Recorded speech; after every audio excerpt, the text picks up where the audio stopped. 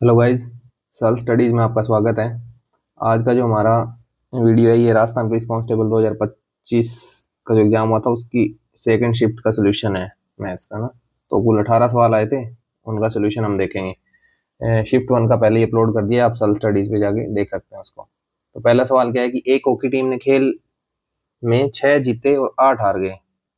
जीते गए खेलों की संख्या का अनुपात क्या है? जीते गए खेलों की संख्या का अनुपात क्या है? तो जीते गई का हार से अनुपात क्या है, पूरा कंप्लीट क्वेश्चन नहीं है, मतलब थोड़ी लैंग्वेज गलत दे दी इन लोगों ने। बट जीतते 6 हैं, हारे 8 है, तो 6:8। ये हमारा उत्तर हो जाएगा ऑप्शन सी। ऑप्शन भी सारे सेम ही दे रखे हैं सब में, तो ये थोड़ा सा इन्होंने गड़बड़ दे दिया। तो 6:8 इसका आंसर आएगा, है ना।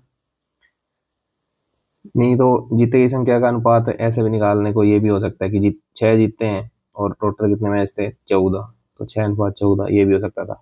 ये क्वेश्चन थोड़ा गड़बड़ा है पेपर में। अगला सवाल क्या है, रणजीत के पास 1 रुपये, 5 रुपये और 10 रुपये के सिक्के हैं।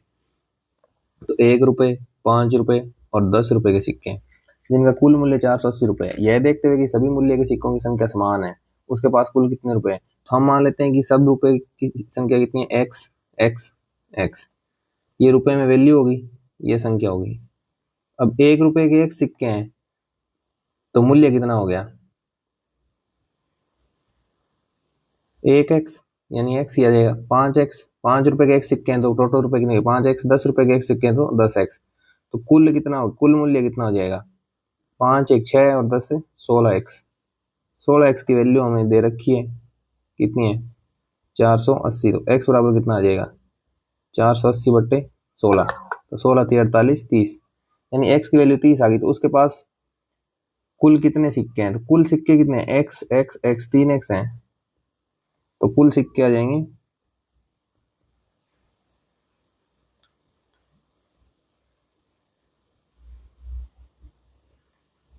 3x, यानी 30 3 90। कुल उसके पास कितने हैं, 90 सिक्के हैं। अगला सवाल देखिए, निम्नलिखित में से कौन सी संख्या 11 से विभाज्य है। अब एक सबसे सिंपल तरीका ये होता है कि 11 से सीधा सीधा भाग दे, देख लो। नहीं तो 11 की भाज्यता का नियम आप सब लोगों को पता होगा क्या होता है। ऐसे होता है, कोई भी संख्या लिख दो, जैसे जैसे इनमें से मैं और लिख देता हूँ, 6 7 5 9 8 और 3। इसमें क्या चेक करते हैं, अल्टरनेट का सम करते हैं, मतलब एक एक को छोड़ के। जैसे 3 में जोड़ दिया 9, 12, 12 और 7 कितना हो गया, 19। अब जो बच गए उनका करो, 8 5 13, 13 और 6 19, 19 माइनस 19 जीरो, जीरो में 11 का भाग जा रहा है, तो ये 11 से विभाजित, या तो जीरो आना चाहिए या 11 आना चाहिए, तभी 11 का, या तो जीरो आना चाहिए या 11 से भाग जाने वाली संख्या आना चाहिए, तभी 11 का भाग जाएगा। तो पहली में ही जीरो आ रहा है तो पहली में ही चला जाएगा। बाकी ऑप्शन भी अब आप चेक कर सकते हैं इसमें। जैसे 6 2 8, 8 5 13, 13 माइनस क्या गया, 9 और 5 14। तो इसमें नहीं जा रहा 11 का भाग, तो ये नहीं विभाजित है। इस अगली में चेक करिए कि 4 2 6, 6 4 4 और 6 6 12, 12 6 18, और बच गया वो 2 1 3, 3 और 6 9। तो 9 9 में भी नहीं जाता। इसमें देखिए कि 6 6 12 माइनस 18 माइनस का 6, इसमें भी नहीं जाता, तो पहले में जाएगा। अगला सवाल है कि यदि ए कोमा बी का समानुपातिक है और जब बी 8 है तब ए क्या होगा। यानी A/B दिया है हमें सीधा सीधा कि ए का मान 15 है तो बी 8 है। अब कह रहा है कि बी का मान 16 है, यानी 2 गुना हो गया, तो ए भी उसी अनुपात में बढ़ जाएगा ना भाई, 2 गुना हो जाएगा तो 30। तो ए का मान क्या आ जाएगा, 30। अगला सवाल है कि एक थैले में 5 लाल, 7 नीली और 3 हरी गेंद है। यदि यादृच्छिक रूप से, तो टोटल कितनी होगी, 7 3 10 5 15 होगी, है ना। एक गेंद निकाली जाए तो उसके लाल या हरा गेंद होने की प्रायिकता क्या है। तो सीधा सीधी बात है भाई, ये लाल है ये हरी है, 5 और 3 8 है, और कुल कितनी गेंद है, 15, तो 8/15, बी ऑप्शन हो गया इसका। अगला सवाल क्या है कि 3:5:4 के अनुपात में तीन संख्याओं को इस प्रकार ज्ञात कीजिए कि उन संख्याओं के वर्गों का योगफल 200 हो। तो तीन संख्या हम मान लेते हैं कि 3x, 5x, 4x है। अब इनके वर्गों का योग है, नहीं, इसका वर्ग 3x का स्क्वायर कर दो प्लस 5x का स्क्वायर प्लस 4x का स्क्वायर। तो 9x² plus 25x² plus 16x²। अब इसको जोड़ेंगे तो 9x और 16x 25 और 25 है 50x² आ गया। इसका योगफल कितना दिया है 200 दिया है। तो x² बराबर क्या आ जाएगा 4, क्योंकि 50 है 200 में 4 बार भाग जाएगा, तो x बराबर आ जाएगा 2। तो संख्या ज्ञात करनी है, तो संख्या क्या हो जाएगी 3x कीजिए 3 गुणा 2 और x की जगह 2 रख दो और 4 गुणा 2 6 10 और 8, ये संख्या आ जाएंगी 10 6 और 8, मतलब क्रम में ही पूछी है इसने, तो 6 10 8 वाला ऑप्शन होगा, ऑप्शन सी। ये मत लगा देना भाई, ठीक है।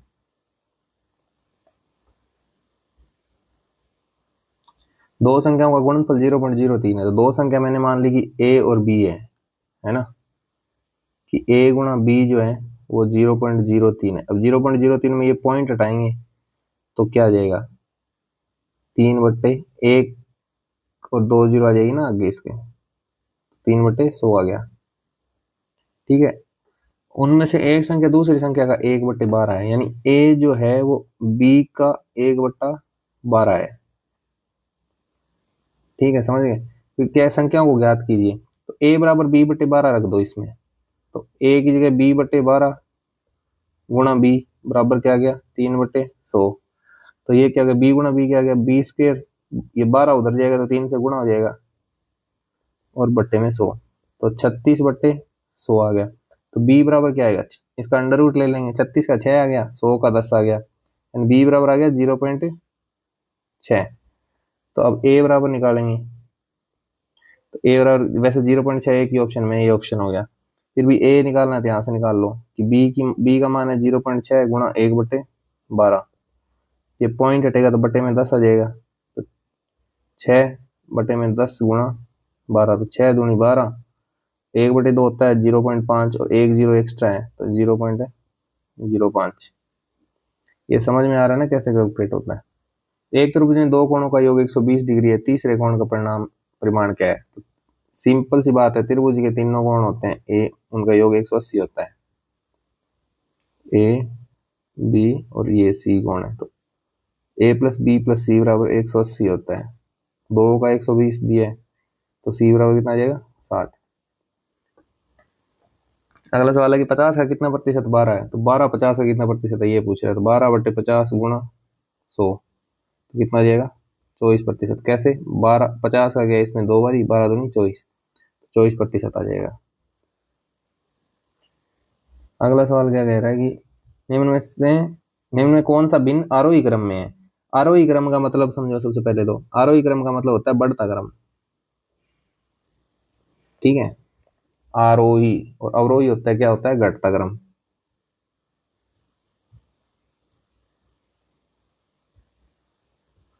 याद नहीं रहता ऐसे याद रखो, कोई भी पहाड़ वगैरह पे जाते हैं माउंटेनर्स तो क्या बोलते हैं कि आरोहण कर दिया। ध्वज का क्या होता है आरोहण होता है, मतलब ऊपर जाता है वो, यानी बढ़ता है, नीचे से ऊपर गया तो बढ़ गया, तो बढ़ता क्रम बताना है। तब ये भिन्स है कितनी है 3/5, 2/3, 9/11, 7/9। दो तरीके हैं, एक तरीका तो है कि इनका हर समान कर लो, दूसरा है कि इनको भाग दे के देख लो। तो 3 में 5 का भाग जाएगा तो ऐसे देते हैं, मैं बिल्कुल बच्चों की तरह बता देता हूँ, नहीं जा रहा तो 0, फिर पॉइंट लग जाएगा 30 तो 6 बारी, तो ये कितना आ जाएगा 0.6, ठीक है। अगला 2/3 है तो ये होता है 0.666। 9/11 क्या होता है, प्रतिशत वाले चैप्टर में बताया था मैंने कि 1/11 जो होता है 9.09 होता है, ठीक है, मतलब प्रतिशत में, तो 0.909 हो गया ना। और अब इसको ऊपर 9 है तो क्या आ जाएगा 0.8181 ऐसा आ जाएगा, है ना। भाग दे के भी देख सकते हैं आप, ये 0.8181 ये आ जाएगा। 7/9 क्या आएगा, 1/9 जो बताया था वो क्या बताया था 0.1111, ठीक है। तो अब इसको 7 से गुणा करेंगे तो 0.777777 ऐसा आ जाएगा। तो अब कह रहा आरोही क्रम में तो सबसे छोटा कौन सा हो गया, ये हो गया सबसे छोटा, उसके बाद ये, उसके बाद ये नहीं, उसके बाद ये नहीं, उसके बाद ये और फिर ये। सबसे छोटा है 3/5, उसके बाद है 2/3, उसके बाद है 7/9 और उसके बाद है 9/11। ये क्रम होगा। 2/3 नहीं, 3/5 से शुरू होना चाहिए, तो ये वाला हो रहा है, बट इसमें 9/11 लास्ट में नहीं आ रहा। ये 3/5, 2/3, 7/9 और 9/11, तो ये ऑप्शन हो गया सी इसका सही आंसर। अगला है कि 3x+5x बराबर -8 है, तो x+1 ज्ञात करो। तो इसमें तो कुछ है ही नहीं यार। 3x+5x बराबर -8 है, ये 8x बराबर क्या आ गया, -8, तो x बराबर क्या आ गया, -1, 8 उधर जाके भाग में जाएगा, तो 8 से 8 कट गया। तो x+1 पूछा है, तो x+1 बराबर -1 + 1, 0 आ जाएगा, ऑप्शन सी। किसी संख्या का 65% और उसी संख्या का 35% का अंतर 336 है, उस संख्या का 8% कितना है। कह रहा है किसी संख्या का 65% और 35%, तो 65% ये हो गया, -35% ये हो गया, ठीक है। तो कितना गया, 30%, यानी किसी संख्या के 30% का मान दिया है। कितना दिया है, 336, ये कितना दिया, 30% का मान दिया, तो उस संख्या का 8% कितना होगा, तो गुणा कर दो डायरेक्ट 8% से। अब यहाँ पे ऐसा भी कर सकते हैं कि 336 पहले 30% का मान है, फिर 100% का मान निकालो और फिर उसको 8% निकालो, तो वो भी सेम ही बात हो जाएगी, है ना। तो आप 30% का मान दिया, 30 से भाग दोगे तो 1% का आ गया, और 8% से गुणा कर दोगे तो डायरेक्ट वैल्यू आ जाएगी इसकी। तो अब ये 3 से कट रहा है, तो ये 10 बारी कट गया, ये 3 से कट गया, 3 एकम 3, 3 एकम 3, 3 दूनी 6, तो 112 को 8 से गुणा करेंगे तो 8 दूनी 16, आंसर 1 8 और 1 है 9, और 8 एकम 8 और बट्टे में 10, तो ये आ गया 89.6, 89.6, ऑप्शन सी। अनन्या ने भारतीय रुपए में 6 लाख में एक कार खरीदा और उसे भारतीय रुपए 6,12,500 रुपए में बेच दिया, लाभ प्रतिशत ज्ञात करिए। तो सीधी सीधी बात है भाई, क्रय मूल्य खरीदा कितने में, 6 लाख में, विक्रय मूल्य क्या है, बेचा कितने में, 6,12,500 रुपए में, तो लाभ कितना आ गया, 6 लाख से 6,12,000 में बेच दिया, तो 12,500 रुपए का लाभ हो गया। तो लाभ प्रतिशत निकाल दो, यानी 12,500 का लाभ हो गया कितने पे, 6 लाख पे, ये आ जाएगा लाभ प्रतिशत। अब इसको काट दो, जैसे 2 जीरो ये है, 3 जीरो ये, तो 5 जीरो कट जाएगी, 5 की 5 कट गई, तो 125/6 ये प्रतिशत में आ जाएगा। तो ये भिन्न में दिया है, तो 6 दूनी 12, फिर 5 बच गया तो नहीं जाएगा, तो 20 बारी, और फिर 5 में जाएगा 8 बारी, तो 20.8 के आगे जीरो तो नहीं आएगा, पर 3 ऐसा कुछ प्रतिशत ऐसा आएगा, 20.83% आएगा। तो ये यही एक ऑप्शन है, वैसे इसको सही देना चाहिए था, 20.8 के बाद जीरो नहीं आएगा, पर ठीक है चलो यही ऑप्शन है तो यही मान लेंगे, लाभ प्रतिशत आ गया 20.83%। एक कंपनी में कर्मचारियों की औसत आयु 48 वर्ष है, अगले वर्ष 8 कर्मचारी सेवा से मुक्त हो जाएंगे, अगले वर्ष औसत आयु कितनी होगी। सूचना, कर्मचारियों की सेवानिवृत्ति की आयु 60 वर्ष है, कंपनी में कर्मचारियों की संख्या 30 है, तो कंपनी में कुल 30 कर्मचारी है, तो इस साल कितने, 48 है, मतलब इस साल 48 वर्ष औसत आयु है, तो अगले साल औसत आयु कितनी हो जाएगी, 48 + 1 49 हो जाएगी अगले साल औसत आयु। अब टोटल कर्मचारी कितने हैं, 49 गुणा 30, कुल आयु ये होगी। अब इसमें से कह रहा है कि 8 कर्मचारी जो है वो रिटायर हो गए, और रिटायर होने वाले की उम्र कितनी है, 60 साल, तो पीछे कुल आयु इतनी बच जाएगी। और अब इसमें ये बच कितने लोगों की जाएगी, कि 30 लोग में से 8 तो रिटायर हो गए, तो लोग कितने बच गए, 22, तो औसत निकालने के लिए भाग कितने से देंगे, 22 से, तो औसत आयु ये आ जाएगी। अब ये इसको सोल्व कैसे करना है, कि यहाँ भी 30 है, यहाँ भी 30 दूनी 60 30 है, तो आप 30 क्या करो, कॉमन ले लो बाहर, तो यहाँ तो 49 बच गया, सीधा 30 बाहर चला गया, माइनस यहाँ 8, अब 30 इसमें से बाहर ले लिया, तो 30 दूनी 60 होता है, तो 2 बच गया बस, सिर्फ 2, और बटे में 22, तो ये क्या गया, 30 49, 8 दूनी 16, ये 8 दूनी 16 हो गया, 49 में से 16 घटाएंगे तो कितना बचेगा, 33, और बटे में 22, 11 दूनी 22, 11 तिया 33, 2 का गया ये 15 बारी, और 15 तिया 45, तो औसत आयु कितनी हो जाएगी, 45। दो तीन चीजों का ध्यान रखना है, एक तो 48 नहीं लेनी है ना आयु, क्योंकि अगले साल की बात कर रहा है तो 48 प्लस एक हो जाएगा। एक यहाँ पे किसका औसत निकलेगा, तो औसत 22 लोगों का ही निकलेगा, क्योंकि 8 लोग तो रिटायर हो गए। अगला सवाल है, कमला अपने छोटे भाई से 2 गुना बड़ी है, यदि उनके बीच की आयु का अंतर 5 वर्ष है तो कमला की आयु क्या है। छोटे भाई से 5 गुना, मतलब 2 गुना बड़ी है कमला भाई। तो कमला, मान लो ये भाई हो गया, ये कमला होगी, 2 गुना बड़ी है तो भाई की एक्स होगी, तो कमला की कितनी होगी 2x। तो अंतर कितना है एक्स, तो एक्स का मान कितना दे रखा है 5 वर्ष, तो कमला की उम्र कितनी हो जाएगी 5 दूनी 10 वर्ष। ऑप्शन बी इसका सही आंसर है। अगला सवाल है कि यदि किसी विशेष संख्या को 37 से गुणा किया जाए तो समुच्चय गुणनफल में केवल 3 का अंक पाया जाता है, तो गुणनफल में 3 की न्यूनतम संख्या कितनी है।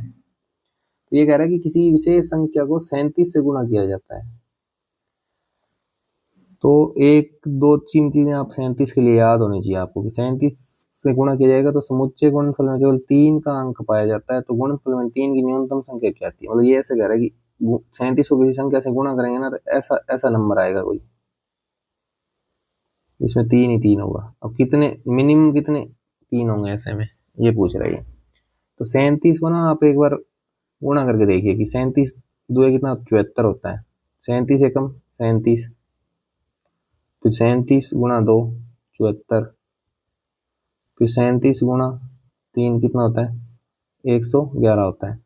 अब यहाँ पे आपकी आंख चमकनी चाहिए कि 111 आ रहा है, मतलब तीनों अंक सेम आ रहा है, तो ऐसा कुछ भी लाने के लिए 3 3 लाने के लिए इसको अगर 3 से गुणा कर दूंगा मैं आगे फर्दर, तो ये कितना आ जाएगा 3 एकम 3 3 एकम 3 3 एकम 333, तो ये आ गया समुच्चय गुणनफल में सिर्फ 3 का ही गुणा है यहाँ पे। तो ये कह रहा है गुणनफल में 3 की न्यूनतम संख्या कितनी होगी, तो यहाँ किया क्या, मैं 37 को 9 से गुणा किया, 3 3 3 आ गया, तो न्यूनतम संख्या कितनी है 3 है।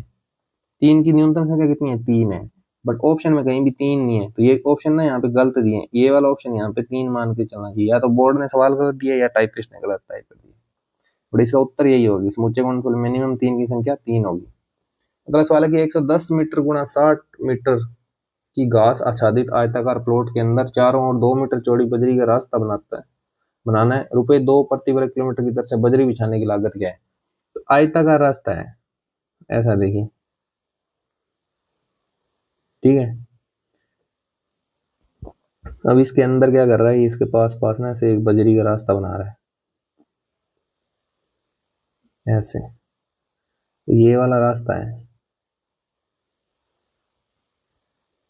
इसमें ₹2 प्रति वर्ग किलोमीटर से उसने क्या करनी है बजरी बिछानी है, ठीक है।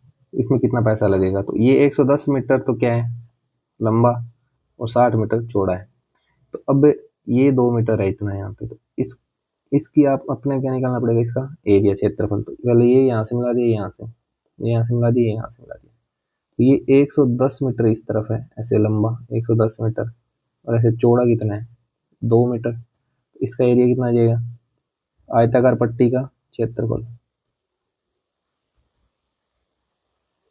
आयताकार रास्ते का क्षेत्रफल, ठीक है।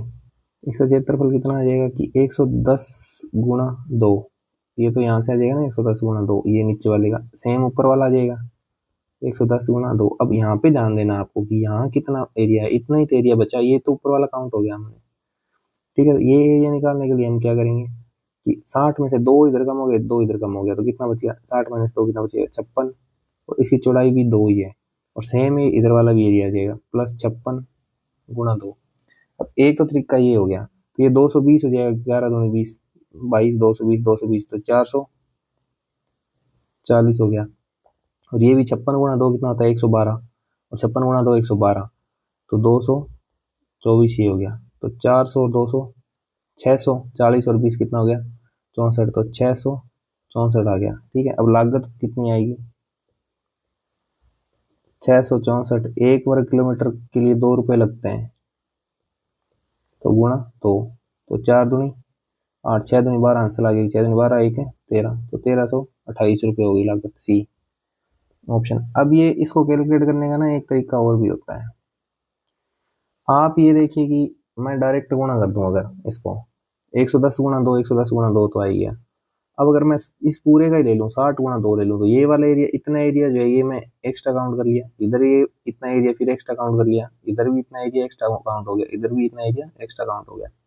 तो मैं माइनस करके और 4 गुणा क्या कर दूंगा, 4 बार हुआ ना, 2 गुणा 2, ये घटा दूंगा, ठीक है, इसका 60 इधर वाला भी लेके।